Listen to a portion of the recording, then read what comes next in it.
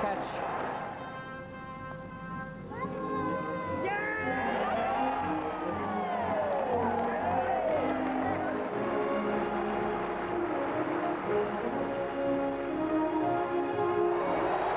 And look at this. I'm the Olympic champion. I'm the #1.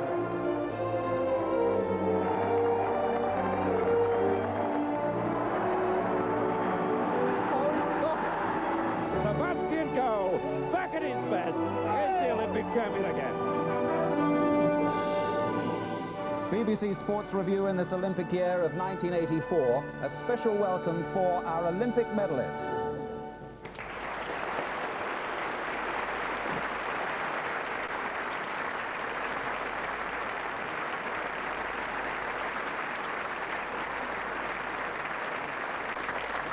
Well, in addition to our 3 gold medals in track and field, Britain would collect 2 more. Now, take a look at these 5 chaps here. From the front, their faces might not be all that familiar to you, but gentlemen, if you'd all stand up, could I ask you to do that and face that way? A little variation in height there. Now, I'm sure we'll have jogged your memory because during the games, we really only saw these fellas in profile. Their left side when in action, their right side when they touched our hearts. Attention! Et vous prêts? Partez! Martin Cross, Richard Budgett, Andrew Holmes, Stephen Redgrave and Cox Adrian Ellison were to bring home Britain's first rowing gold medal for 36 years. And Britain rose through the mist, the gold medal in sight. Britain first, the United States second. They cross the line now, and there is gold for Great Britain.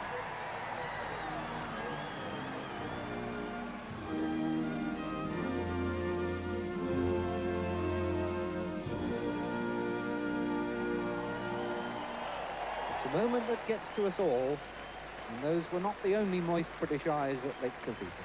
Well, now another special guest. He joins us from Chicago, and his name is Peter Hobson. Have you recovered yet, Peter? Hello, Desmond. Well, yeah, not too badly. It's been quite a good time since it all happened. Yes. I've been fairly busy, as you can imagine. Mm. And what about the other guys? Are they talking to you Why do you at think all? I'm in Chicago? It's the only place I can escape to. No, it's not been that badly. They've been marvellous. They're probably the best bunch of people that I could have gone through it all with. Really great. They're still talking to me. Is it good? Well, at home, and I'm sure here in the studio, you're wondering what on earth this is all about. Well, Peter hit the headlines back in March, and hit's the word. Peter, I'm afraid, was entirely responsible for this. Yes, Peter was the Cambridge Cox in the boat race. We can rely on him, they said. He won't let us down. Peter drove it into a barge. A stationary barge. How did it happen? Well, it was simple, really. I didn't see it. And I've got solutions now. I've got a pair of glasses, you see, so it's easy next time. I can see it properly. It's amazing what you can see with these things. I suppose you couldn't tell us what the sort of chap said to you as it happened at all. Any hints about that? Well, I don't think I can repeat them on TV. Actually, it wasn't as bad as all that. Most people were fairly confused, so arguing about it wasn't at the top of their minds at the time. We just wanted to get out of the way as quickly as possible. The water was very cold. Well, you got it together, or you got another boat by the Sunday, didn't you? Yeah, the people were marvellous organising all that. It was incredible, really. So we didn't really have any problems beyond Saturday. So was it all smooth on that day, on the Sunday? Well, smooth-ish. It wasn't that bad. We had a good race, and I think we enjoyed ourselves, which was really the main thing. We definitely did the best we could, despite Saturday's disaster. So it wasn't as bad as most people imagine, really. Peter, in this programme of awards, we've got a little present for you today, a memory of your finest hour. Oh, no. It's signed by the entire Cambridge crew with their best wishes. Here it comes. Bloody hell! This thing's been sat in a pub in Cambridge for the last 6 months. This Lloyd, I'll bloody kill you. Well, thanks very much indeed. Can I keep this now? You certainly can. Enjoy your stay in Chicago. And by the way, watch out for the traffic there, okay? Big barges as well. Thank you. Enjoy yourselves. Incidentally, that piece of the boat will eventually be mounted in Peter's local pub, where he now has, apparently we're told, free drinks for life. and there's Henry. That's the UCD mascot, and Shamrock Rovers bring their little mascot as well. Henry, incidentally, belongs to Jerry O'Dwyer, and letting Jerry down at the wrong moment, would you believe it? Yeah, great natural skier he is. But, oh, that's not natural. I've never seen that in my life. That's a wrestling throw. Oh, that was amazing.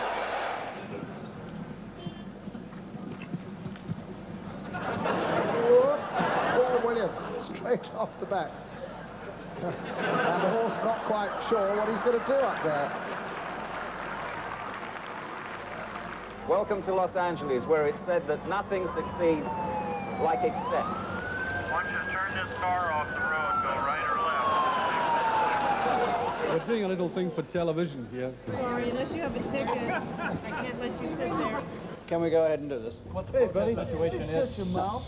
I beg your pardon. I beg your pardon. We were here first. Just wait your turn. John, it's been a day of protest and some anger.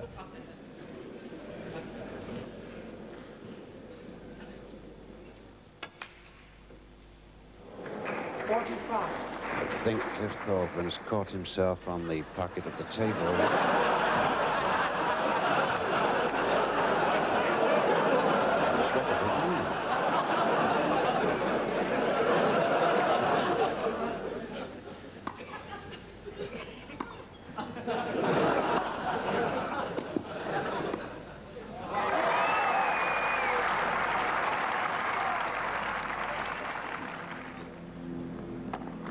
It's a fine blow.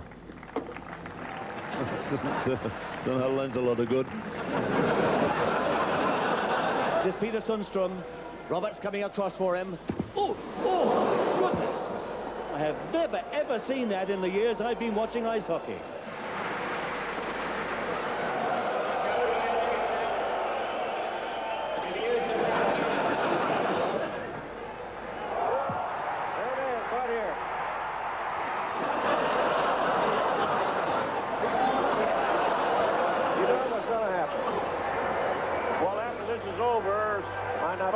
Will be out of the game, and everybody might be out of the game.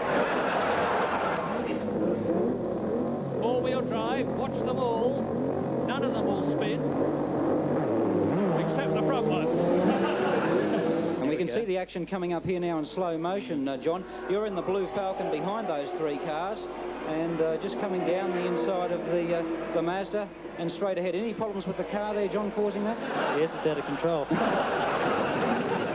Owned by Ursula Fantasia, who is in actual fact the wife of a very well-known racehorse owner, whose name I've forgotten now.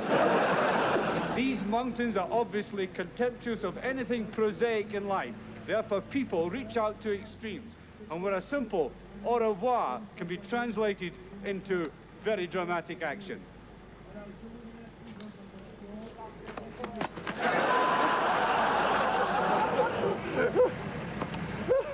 So 300 years ago, King Charles II would hack up this very hill on his old hack, Old Rowley, and stand on this very spot and watch with fascination racehorses being trained. Very little has changed since then. Of course, what has changed since then is motorbikes.